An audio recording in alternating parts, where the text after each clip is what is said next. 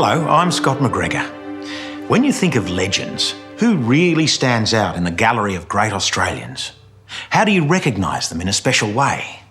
Well, we do it unlike any other country in the world, by putting our living legends on millions of postage stamps. It happens every year when we acknowledge our outstanding achievers with the Australia Post Legends Awards, now an integral part of the Australia Day celebrations.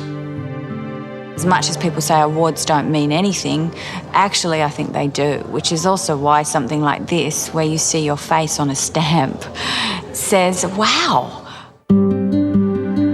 Academy Award-winning actors Nicole Kidman, Russell Crowe, Geoffrey Rush and Cate Blanchett are the legends of 2009, adding a touch of Hollywood glamour to Australia Post's bicentenary year. I'm going to be licked by millions of Australians and I can't wait. I'm so excited by that. So how did this come about? In 1996, Australia Post was looking for a novel way to honour living Australians for outstanding achievements in all walks of life. Graham John, their managing director, came up with the concept of the Legends stamps. But not everyone was taken with the idea.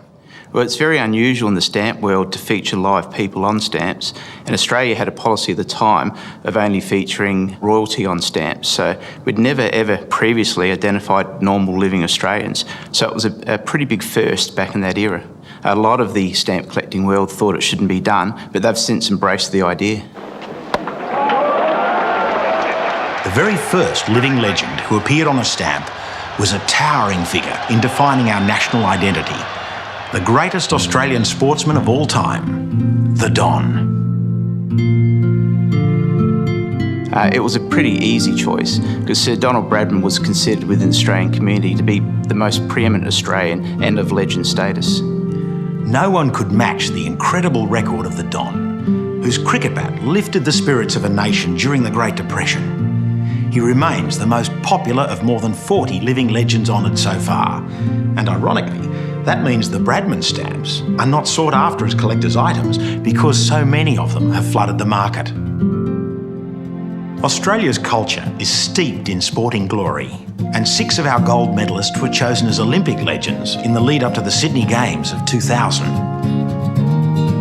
Golden girl Betty Cuthbert, the only woman to win 4 golds on the track. Murray Rose, with 4 gold medals in the pool. Herb Elliott, the youngest athlete to break the 4-minute mile. Sprinter Marjorie Jackson, the Lithgow Flash, dual gold medalist at Helsinki. Hurdler Shirley Strickland, the first woman to successfully defend an Olympic title. And 3-time winner of the 100 metres freestyle, Dawn Fraser.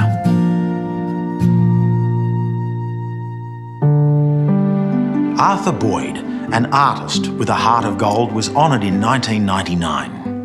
Highly expressive and versatile, his magnificent paintings of the bush are among thousands of works he donated to the National Gallery before leaving his spectacular estate at Bundanoon to the people of Australia, a gift without precedent. By drawing inspiration from our landscapes and Aboriginal communities, this great Australian helped to shape our cultural character throughout the second half of the 20th century. Just decades earlier, Gallipoli was the battlefield that shaped our emerging nation. And in 2000, the living legends gave a salute to our First World War heroes. At the time, there were 3 remaining living Anzacs within Australia because we thought it very important at the dawning of a new century that we honour those legendary Australians that really defined the previous century.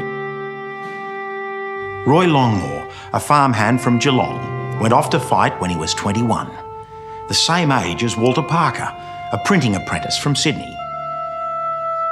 While Alec Campbell from Launceston was just 16 years and 4 months old when he enlisted. All 3 have now died, severing our final link to the veterans of the war that was meant to end all wars.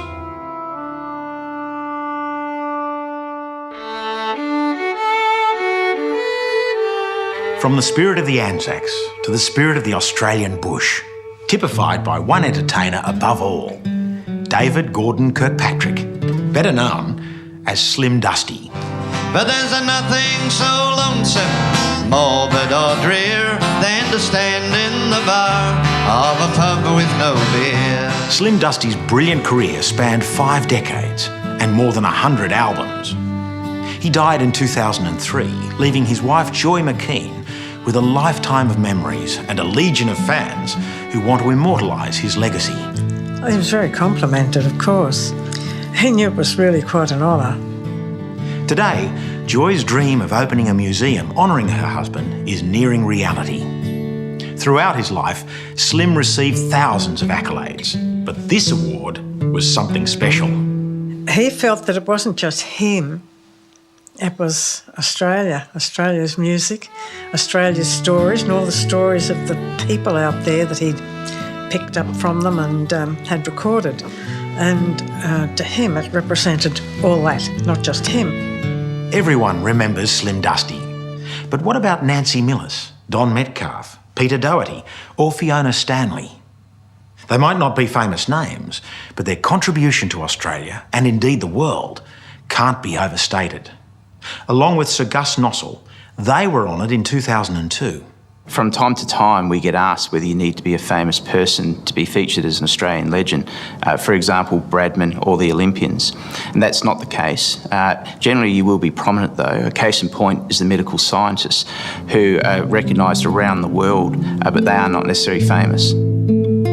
These 5 professors all stand at the pinnacle of medical achievement. Peter Doherty is the Nobel Prize winner for his work in the field of immunology. Nancy Millis is a pioneer of biotechnology.